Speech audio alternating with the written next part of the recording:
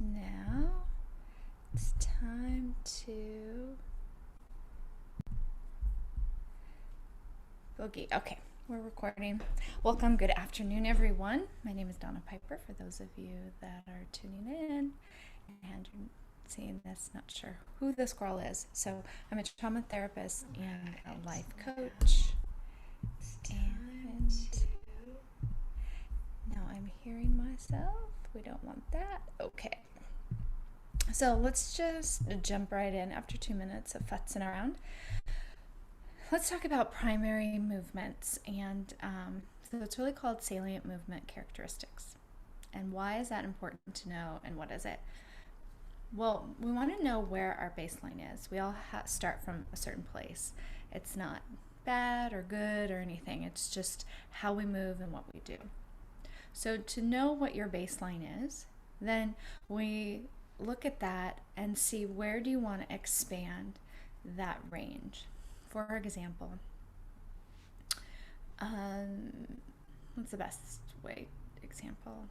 Okay, so I was a dancer, and if anyone has danced or did movement or athletic or just anything in life, you kind of know that there's a neutral space. And that neutral space doesn't mean that it's passive or active or passive. It could be that it's very active. You want to be in a neutral space so you're able to go forward, back, side to side, up, down, whatever you need to do. So in dance, we really find to do a lot of the movements, that these really big movements have to come from the center. They have to come from your center of gravity, your center of levity, and also they need to be rooted into a neutral position.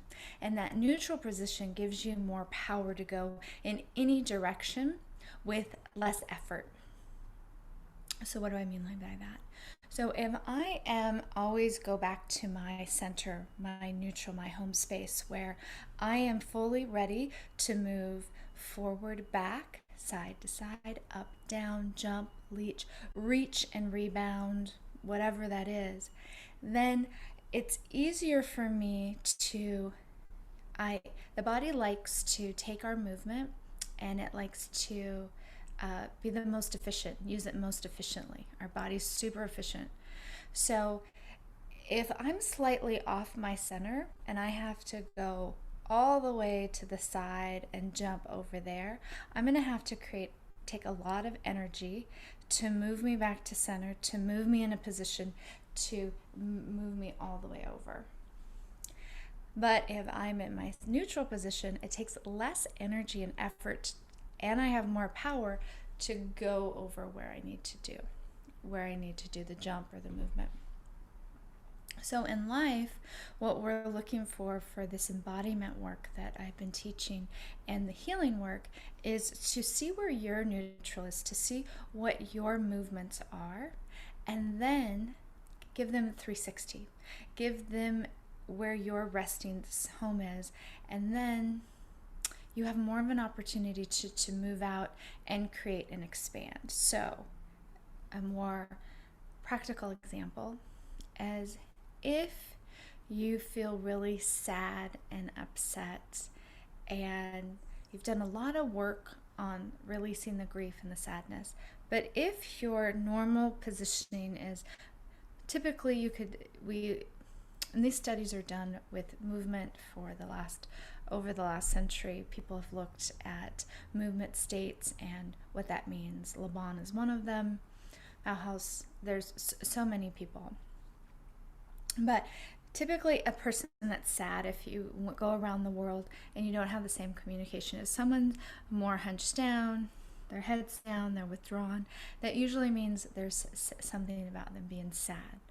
So if you've had a tremendous amount of grief and loss and just feel sad, but you've done a lot of work to clear that up, but if your movement is still like this, we want you to embody that healing that you've created.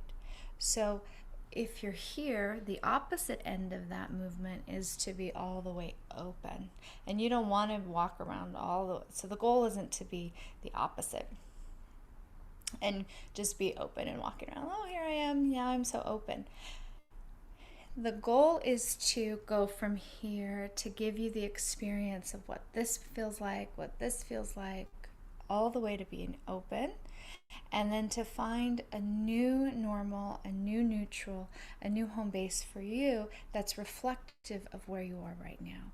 Our body gets used to doing something, and then it'll do the thing that's it's used to more efficiently. So if it's been used to being in this one position because of the grief, because of the heartache, and because of the heaviness, then once you heal that, it doesn't automatically mean, sometimes it means that you feel more levity and you could be more open. But if it's chronic and it's really been used to this, maybe you've just more, your personality is just more melancholy. As a little kid, you were just more pulled in. Could have been your environment and shy. And maybe now this posture and how you portray yourself doesn't really reflect how you're feeling inside. So to learn to move through all of the physical stages of movement, to go to the extreme of being really open, so that you have that experience to go back and forth, so you don't get stuck in one way or another. Hopefully this all makes sense. And you want the capacity to have all of the dimensions that we live in. We live in a 3D world. So if you're just used to being forward and back, side to side, up and down, you don't really reach out, you don't go to the diagonal, you want to be able to have your movement in all the directions, all the planes. That doesn't mean that you want to live in the extreme of the planes, one or the other. You want to find your neutral, so at any given time, your relationship with yourself, your relationship with others, your relationship with the physical world, with your physical environment, with everything around you, is structured in a way where it's just, you're an open system. You can move freely up and down. Sadness could come in, you could feel it, and then you can go with an open heart.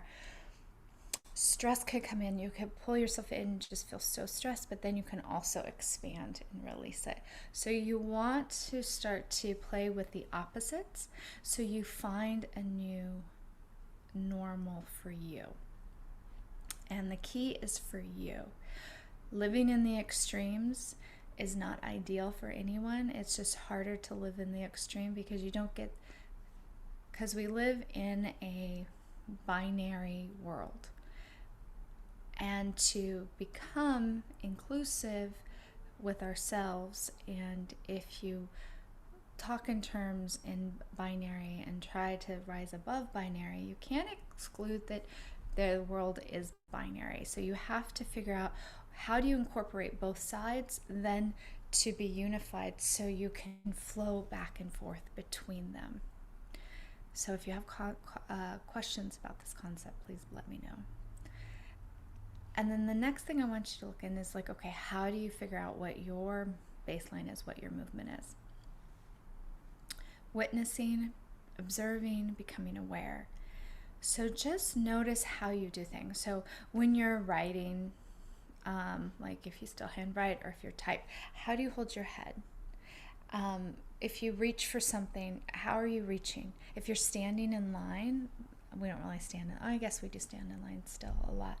Stand in line. Do you go to one side of your hip? Where's your weight? Is it in the left leg, the right leg? Is your hip one bent, one knee bent? What's going on with your shoulders? What's going on with your head? That stance that you go to that's comfortable, that's familiar, is your salient movement pattern, is your primary movement. We have tons of them. So as we stand is a great one to start with. So it's just how we show up in the world, and that's our stance, right? So then for a stance, if you're like constantly, other than maybe some chronic hip pain or knee pain or something, depending on how you like move in the world, looking at just your stance and then adjusting yourself to be in a neutral where weight's evenly distributed in your feet, your knees, your hips, your upper body, your back, and your head, and you're open. so you're ready to move in any way, and so it doesn't give you some chronic pain. But then what are you holding? What are you holding in this hip? What is that posture? How is that posture expressing whatever you're holding? And then as you start to change, as we go on for these next 11 months, how does that posture feel now? Does it still feel like the same, or have you moved into a new way of showing up in the world and presenting yourself? So this next few months really is all about observation, being curious about how you move.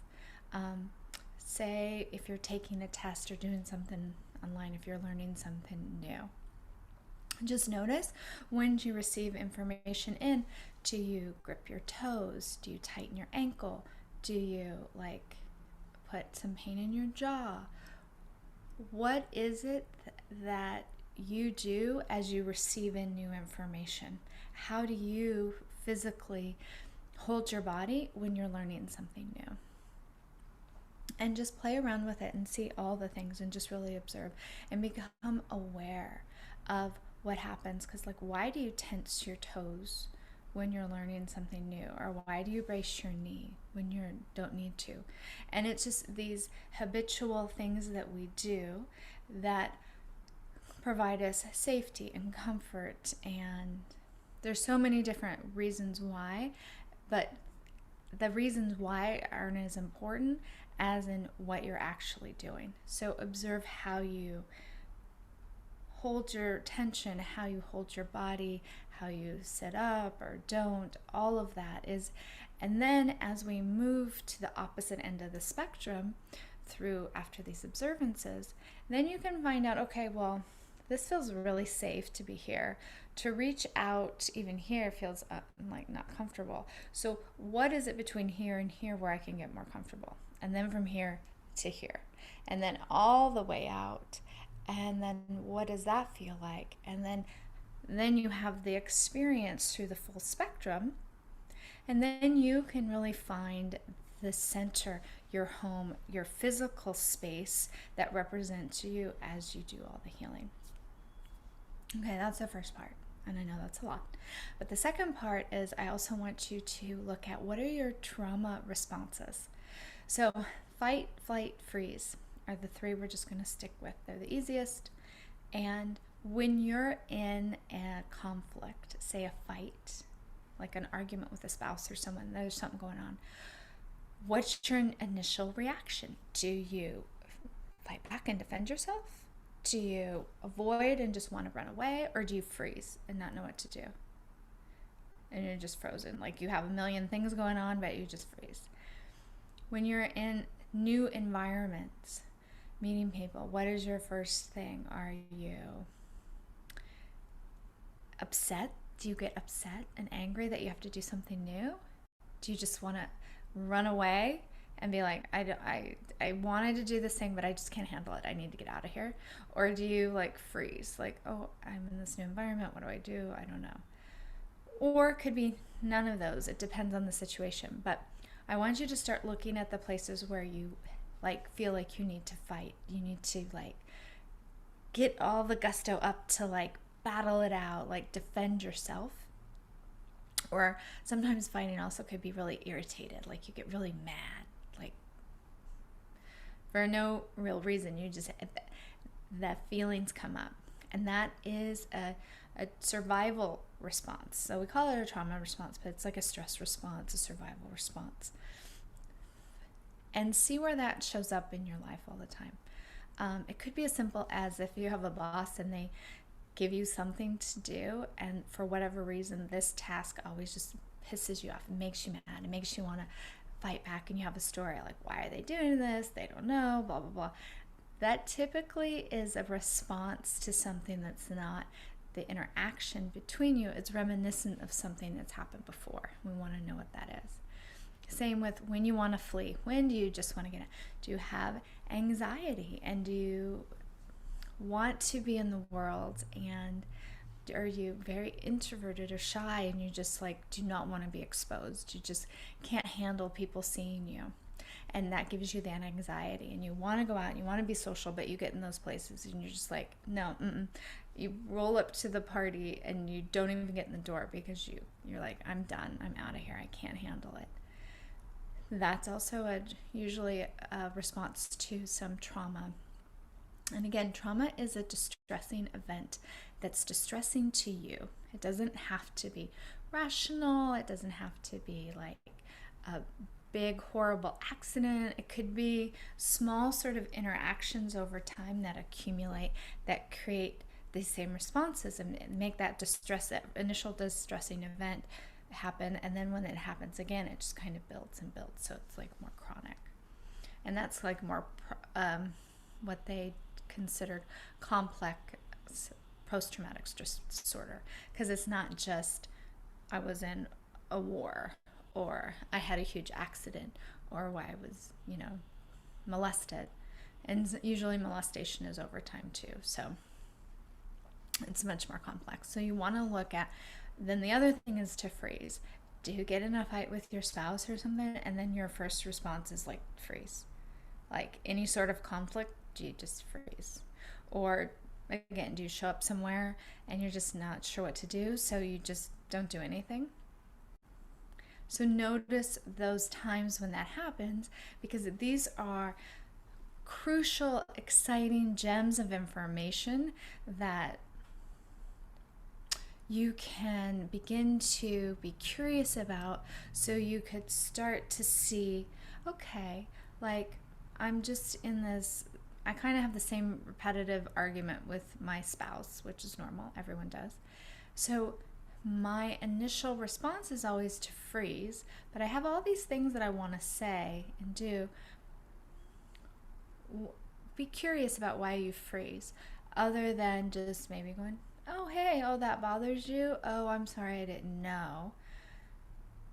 Because we need to figure out what the responses are first, and then in order to make changes if if these responses are not really in line with what's happening.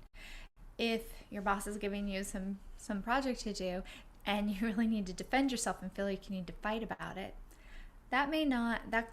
even if you don't say anything, and I'm hoping no one does, but even if you don't say anything outwardly, that conflict is happening with you. And that's really what we care about, and I care about, and is this internal struggle that you're having, is that all of that feeling that you need to defend and all the emotions that come with that over an action that you really are not in danger.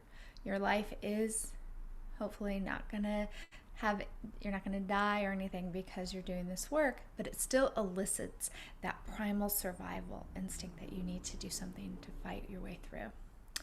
Then the next thing is same with the runaway, like anxiety usually has a lot of flight in us. Like we want to just get out. We can't handle the stress of it all because it's too much. We've gone to where, okay, this is a stressful situation, red alert, I'm out of here. But if it's you want more friends and to be social and going to a party, then it's stopping you from doing something you really want to do. So we want to look at that and see what's underneath of that and give you, well, let's just start with the acknowledgement. And again, an acceptance. So all of these things. So once you figure out what your responses are in these different areas, if it's not serving you, which most likely isn't, because that's if it's a stress response like that, it's probably not serving you in the way that you would like it to. So don't judge it. Don't try to get rid of it. We're not trying to get rid of any of these things. We're not trying to name them as bad or try them to be different. Just want to see what they are and then give yourself experiences of different ways to respond, so then you have a bigger range of what to pull from. It's not your boss comes with this thing and that's your reaction. Your boss comes, that could be one reaction. You can be like, okay, yeah, I don't really like this, or I don't agree. I think it could be a better way.